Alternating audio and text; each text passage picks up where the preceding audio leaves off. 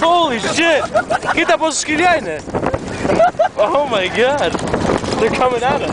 They're gonna jump on us to the top here! Taking the old road back to the χωριό.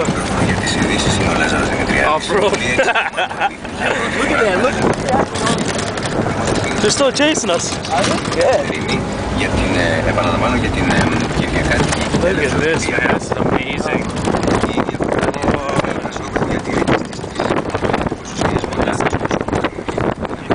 Look at this.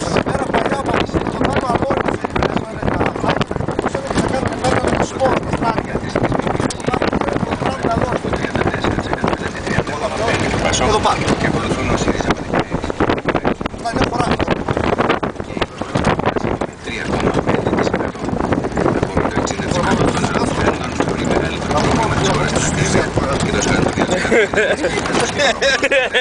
πιστεύουν πως η αλήθεια για την υπόθεση σήμερα δεν πρόκειται να αποφερθεί.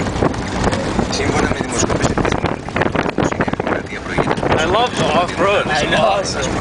του 8,1% έναντι προς 4,9% της εξωματικής αντιπολίτευσης και μόνο ΣΥΡΙΖΑ με 15% του ΑΠΕ με 7,3%. Πέρα μια χρονιά με το τρακτέρ πήγαινα, έφυγε από πίσω μου Σπαρτική, η δυσκοσβάρα και ήρθε και με προσπέρασε. Και εδώ την έλειπα και έτρεξα μετά και τη σταμάτησα. Στις βουλευτικές εκλογές το 42,3% απαντά πως θα τους ψήφιζε.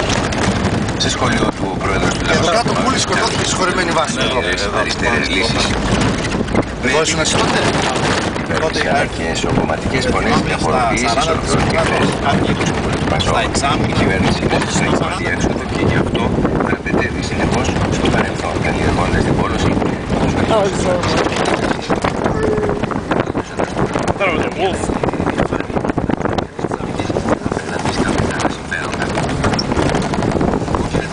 Ζήτησε να σταματήσει ο Βαλασκόβης, ενώ απαντώντας στον Ευάγγελο Βενιζέλο επισήμανε ότι τα σκάνδαλα και η γενικότερη σύψη δεν μπορούν να βγουν στο πάγο. Το χωριό.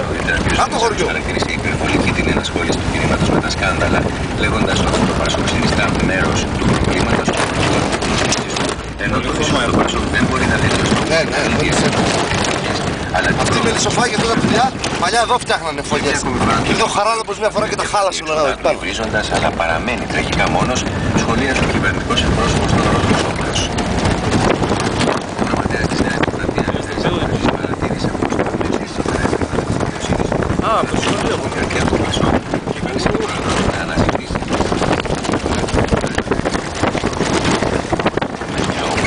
Ωραία. Πρέπει να συνεχίσει την ίδια και χειρότερη πολιτική και από την άλλη ο κ. Παπανδρέου κρίνεται ότι η πολιτική του Πασόκ είναι διαφορετική, σχολίασε του ΚΚΕ. Για Μιζανδόρους επί εποχής Πασόκ, ήταν λόγο πρόεδρος του λαός Γιώργος Καρατζαφέρης.